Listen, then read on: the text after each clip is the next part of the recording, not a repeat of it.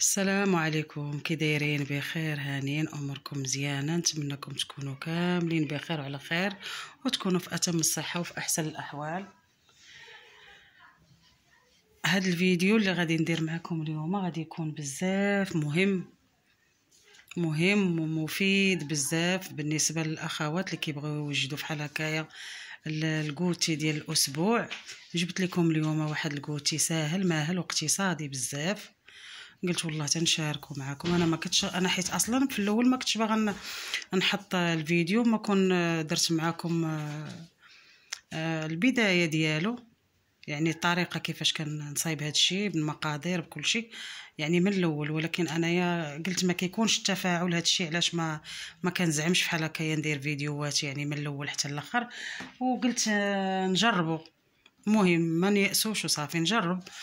وكنت نتمنى ان هذا الفيديو يطلع، وإلا لقى هذا الفيديو لا لقى تفاعل وطلع وهذا وطلعت لي فيه المشاهده، كنوعدكم انني غادي نحط لكم فيديو اخر وغادي ندير معكم هذا الشيء نيت من الاول، بالتدقيق بالطريقه بالمقادير بكل شيء. كما كتعرفوا كاملين دابا حنايا في البدايه ديال الاسبوع كان كيمشيو الوليدات للمدرسه، كنبداو نفكروا شنو غنحطوا في العشيه وداك الشيء. كتمشي تخرجي للزنقه كتجيبي كتقاد دائما الزنقه، كطلع لك النهار شويه صعيب، يعني داك الشيء اللي كتخسريه في الزنقه كثار من داك الشيء على جوج خطرات ولا على ثلاثه الخطرات بالنسبه لك كنتي غتصايبي غير في الدار. المهم راه تبارك الله العيالات راه كلشي راه عارفين هذا الشيء داخل في اطار الاقتصاد. كما كنت كنقول لكم في الفيديوهات ديالي دائما الاقتصاد. كما كتشوفوا هنايا درت بعد هاد الاولى درت هاد الطورطه ديال التفاح. كنتمنى ان الاضاءه تكون واضحه لكم. درت هاد بالتفاح. التفاح دابا راه موجود تبارك الله ورخيص، علاش ما نستافدوش منه ونستغلوه في حويجات اللي هما غادي ينفعونا وينفعوا وليداتنا. هنايا ما بغيتش، حيت كما كتعرفوا كاملين هو اصلا هاد الكيكه ديال اولا الطورطه ديال التفاح ما كتبغيش تكون عاليه بزاف، نقصت منها ودرتو في هاد الصغيره هادي. شفتوا جات على هاد الشكل هذا، راه جات زوينه، جات طالعه وزوينه تف. شفتوا هانتو راه رطبه. كنتمنىكم تفاعلوا مع هذا الفيديو وتطلعوا لي المشاهده، وراه غادي الا بغيتوه خليوها لي في التعاليق وانا غادي نحط لكم فيديو كامل من الاول حتى الاخر. وهنايا درت هاد البيتزا راه بلا فرماج كما كتشوفوا كيفاش كتجي. شفتوا هذه راه بلا فرماج وتبارك الله راه جات غزاله، ما نقولش لكم عليها كيفاش جات.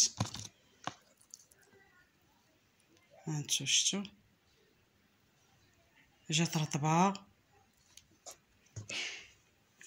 واقتصاديه بزاف.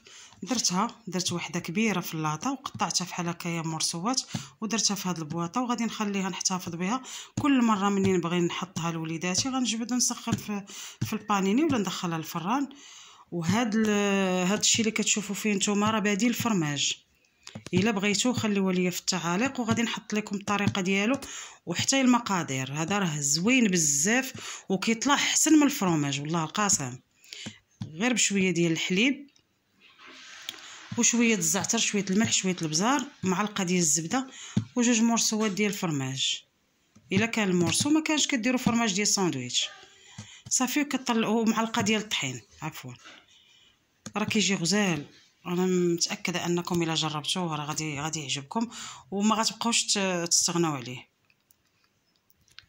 وبالنسبه هنا درت هاد المخيمرات هادو درتهم بحال هكايا صغار عمليين، يعني كل واحد ياخذ وحيده الصباح الفطور مع الشكلاط اولا مع الفرماج ولا مع زبيده وعسيله، كيجي زوين. ايوا هادشي اللي كاين بالنسبه لهذا الفيديو ديال اليوم. كنتمنى انكم تعاونوا معنا وطلعوا لنا المشاهده باش حنا نبقاو دائما نجيبوا لكم فيديوهات جداد. كنتمناو هاد القناه تطلع، وراكم كما كتعرفوا راه المحتوى راه نقي وما فيه شي حاجه اللي هي خايبه ولا هذا، راه كلشي يتفرج فيه.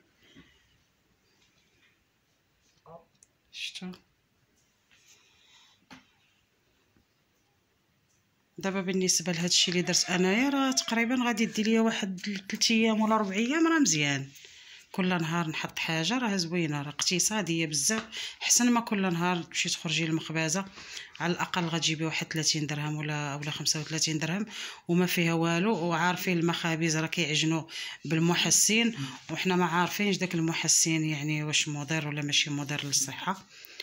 راكم كاملين عارفين هادشي، يعني راه انسان يحافظ على صحته ويدير حويجات اللي هما طبيعيين وبساط في الدار. المهم كتعرفي شنو كتاكلي وشنو كتوكلي وليداتك. هادشي اللي كاين بالنسبه للفيديو ديال اليوم. كنتمنى انه يروق الاعجاب ديالكم، ونتمنىكم انكم تدعمونا بلي لايك والبارطاج. وكنشكركم بزاف، وكنقول لكم مرحبا بكم الناس اللي دخلتوا عندي جداد، وشكرا على التعاليق ديالكم زوينه. الله يخليكم دائما سعداء. وما بقى لي الا نقول لكم تبقاو على خير، ونتلاقاو ان شاء الله بفيديو جديد بحول الله.